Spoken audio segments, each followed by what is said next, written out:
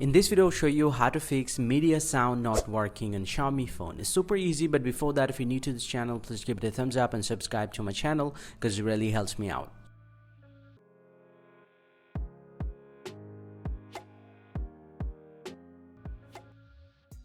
Well, so now to fix the no media sound problem, you just need to open up the settings app from your phone first and then scroll down and tap on sounds and vibration. And under this one, and here we get the option adjust volume for media, ringtone and alarm. So you just need to make sure that all the options are to the maximum position and then get back from here.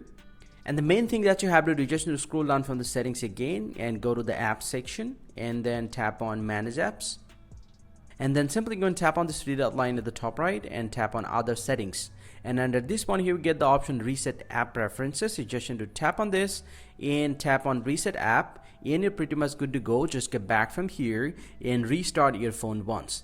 And once you've restarted your phone, you just need to get back and most likely your problem is going to be solved. Hope you find this pretty helpful, guys. If you do, please drop a like and subscribe to this channel. See you guys around and thank you very much for watching.